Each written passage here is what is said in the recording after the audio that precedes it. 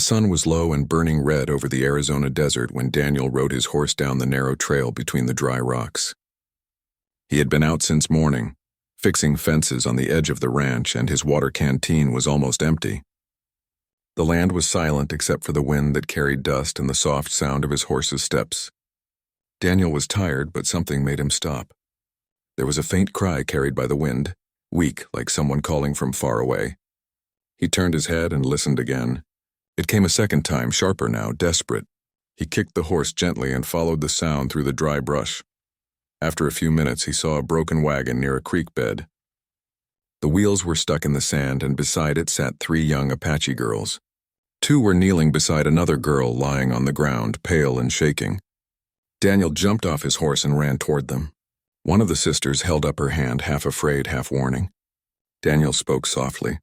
He told them he meant no harm and only wanted to help. The oldest sister's eyes searched his face for a long moment. Then she nodded once and stepped aside. Daniel knelt beside the girl. Her arm was swollen and there were 2 small puncture marks. A rattlesnake bite. The bite was dark and ugly and she was breathing hard. Daniel's heart raced. He had seen snake bites before, but never this bad. He looked around. No doctor, no tools, just sand and rocks. He took out his knife, cleaned it with water, and quickly cut around the wound. The sisters gasped, but he worked calmly. He pressed his mouth against the wound and sucked out what poison he could, spitting it into the dirt. It wasn't pleasant, but he didn't think twice. When it was done, he tore his own shirt into strips and tied the cloth tight above the bite to slow the spread. Then he poured the last of his water on her forehead. The sun was still cruel, so Daniel dragged a few broken wagon boards together and built a small shade. He told the 2 sisters to keep her cool and make her drink a few drops of water every few minutes. They didn't speak much English, but they understood enough. One of them ran to bring him some dry herbs from their pack. He crushed the leaves, rubbed them gently on the wound, and hoped it would help. Hours passed, and Daniel stayed with her, watching her breathing slowly calm. The 2 sisters began to trust him. They offered him a bit of bread and dried fruit from their bag. He refused at first, but they insisted, so he took it. The day turned into night, and the desert became cold. Daniel made a small fire from the wagon wood and kept it burning through the night. The next morning, the girl was still weak, but her color had returned. Daniel smiled and said softly, "She'll live." The oldest sister looked at him as if she wanted to believe it.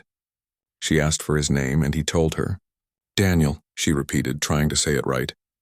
Then she said her own name, Taya, and pointed to her younger sister, Noka. The girl lying on the blanket was Leia. Daniel nodded, trying to remember. He could see they were close, 3 sisters traveling together across the desert. He didn't ask why. Some questions didn't need answers out here. For 2 days he stayed near the creek, helping them care for Leia.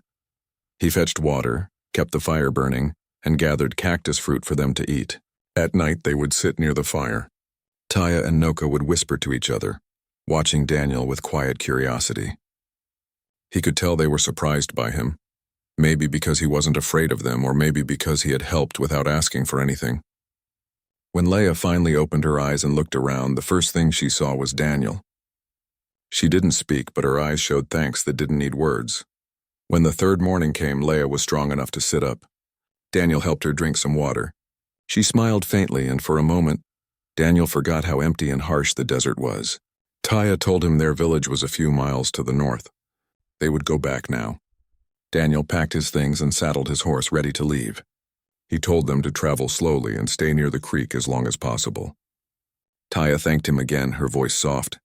"You saved her life," she said. He shrugged and smiled. Anyone would have done the same. But deep down he knew most men wouldn't have stopped that day. He turned his horse to leave, but the sisters called after him. They said their father wanted to meet him, the chief of their village. Daniel hesitated. He didn't want to intrude or cause trouble, but their eyes were firm. "He must thank you," Taya said. So Daniel followed them. The journey to the village took half the day. The land changed from open desert to narrow paths between red rocks. Smoke rose from small fires in the distance. As they walked, children peeked out from behind rocks, and men on horseback watched him with guarded eyes. Daniel stayed calm and respectful. When they entered the village, everyone stopped to look. It was quiet except for the wind and the crackle of fires. At the center stood an older man with long gray hair and strong eyes. The chief. Taya and Noka spoke to him in their language, telling him what had happened. Daniel couldn't understand the words, but he saw the way the chief's face changed, from concern to relief, then to respect. The chief walked toward Daniel and studied him for a long moment. Finally, he spoke in slow English. "You saved my daughter." Daniel nodded. "I only did what I could." The chief looked at him again, then smiled faintly. "A man who saves another's blood is welcome here." That night they prepared a small fire gathering. The air smelled of roasted corn and cedar smoke. The people sang softly, and the sisters sat together with Leia beside them, wrapped in a blanket. Daniel stayed near the edge, watching quietly. He wasn't used to being the center of attention. Every now and then he caught Leia looking at him, her eyes gentle and bright in the firelight. She didn't speak, but she didn't need to. When one of the older women offered Daniel a bowl of stew, he took it with gratitude. He felt something he hadn't felt in a long time: peace. Later that night, when most of the people had gone to sleep, Daniel sat outside his small tent and looked at the stars. The desert was silent again, but this time it didn't feel lonely. Taya came to him quietly, holding a small clay cup of water. She handed it to him and said, "Our Father thanks you. Our people thank you." He smiled, not sure what to say. She hesitated, then added, "You did not run from danger. That means something." Then she turned and walked away. Daniel lay down beside the fire, listening to the wind moving through the rocks. He didn't know what would happen next. He thought he would leave at sunrise, but something in his heart told him he would stay a little longer. He didn't know why yet. Maybe because of the kindness he saw in their eyes, or maybe because of the quiet strength of the girl he had saved. Whatever the reason, he felt that his life had just taken a turn he could never have planned. The desert, which had always felt empty, now held a story he would never forget. The morning sun touched the red cliffs as Daniel woke up to the sound of soft laughter outside the tent. He sat up and saw the three sisters standing nearby, preparing food beside the fire. Leia smiled when she saw him awake. Her strength had returned. Her cheeks had color again. Daniel felt relieved to see her standing. Taya handed him a wooden bowl filled with warm corn and beans. He thanked her quietly and she nodded. There was something different in the air, a calmness like the start of something new. Throughout the day, Daniel helped the men repair some fences and water troughs for their horses. The people had begun to trust him. Children followed him around, curious about the stranger who spoke softly and worked hard. He didn't try to impress anyone, but his kindness spoke louder than words. When he fixed a broken saddle or helped carry water from the stream, people smiled and greeted him. In the evening, he saw the chief watching him from across the fire. The chief's eyes were calm, like someone who was quietly measuring his heart. That night, the tribe gathered again around the fire. This time, it wasn't only for thanks but also for celebration. The songs were stronger, and the air was full of warmth and light. Daniel sat among them, feeling both welcome and shy. Leia sat a few steps away, her long dark hair shining in the firelight. Every time she looked at him, he forgot about the world beyond those red rocks. Her sisters sat close to her, whispering and smiling as if they shared a secret. When the fire burned low and the song softened, Taya and Noka stood up and walked to Daniel. The people grew quiet, watching. Daniel looked at them, unsure what was happening. The two sisters spoke softly, their English careful but clear. "You saved our sister," Taya said. "Now we approve you to have her as your wife." Daniel stared at her, not sure if he heard right. Noka nodded, smiling. "Our Father agrees. You gave her back her life. We give her heart to you." The crowd murmured softly and Leia lowered her eyes, her cheeks turning red. Daniel's hands shook. He didn't know what to say. He had never expected anything like this. I don't deserve that," he said quietly.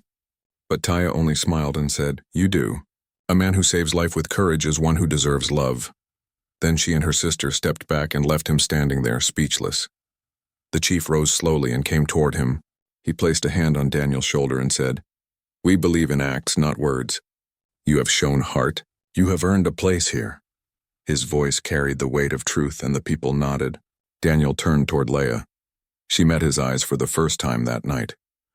There was no fear there, only quiet trust. Something inside him settled. For the first time in years, he felt he belonged somewhere. The next day, the village prepared for a small ceremony. It was not grand or loud. There were no decorations, no fancy clothes, and only smiles and songs. Daniel wore a simple shirt that one of the men gave him, and Leah wore a white cloth dress that her sisters had sewn long ago for a special day. When she walked toward him, her steps were light and her eyes were soft.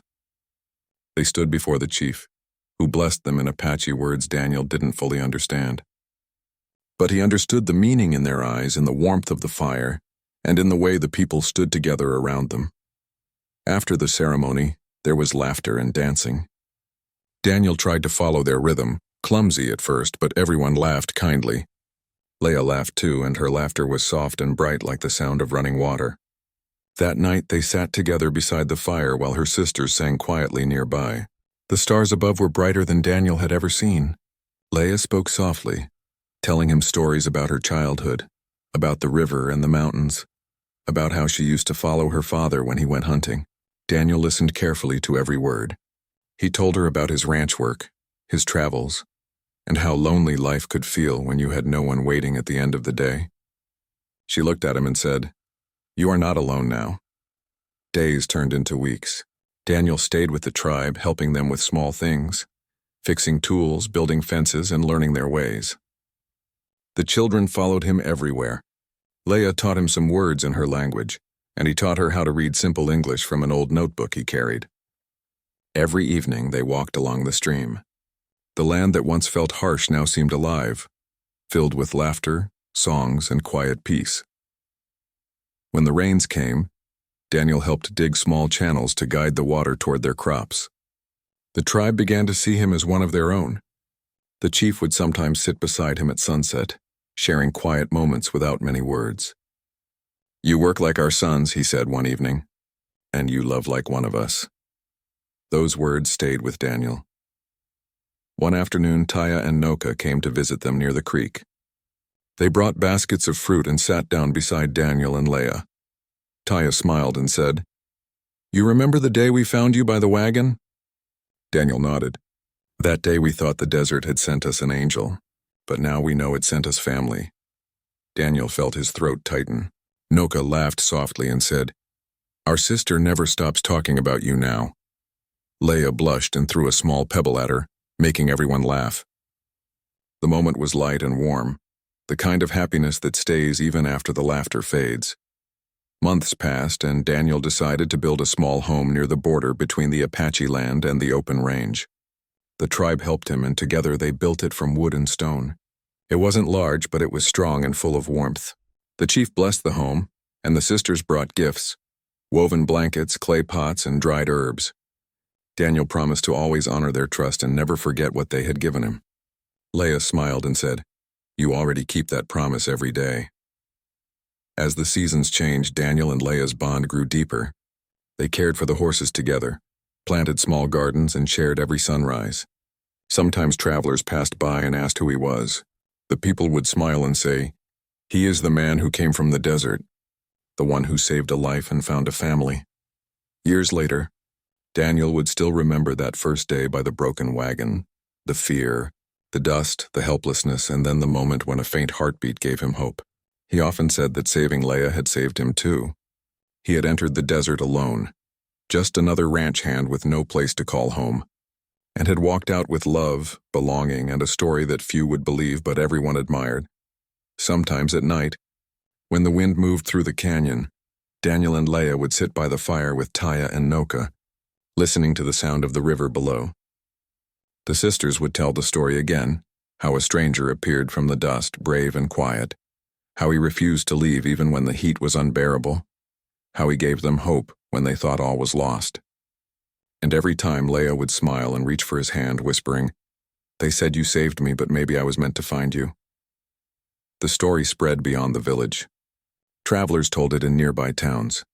The story of the rancher and the Apache girl, of courage, gratitude, and love born from kindness. Some called it fate, some called it chance, but for Daniel and Leah, it was simply life, the kind of life that begins with a simple act of care and grows into something everlasting.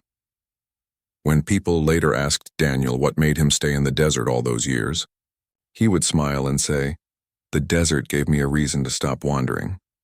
And every time he said that, Leia would smile quietly beside him because she knew what he meant. The desert had not only given him a reason, it had given him a home.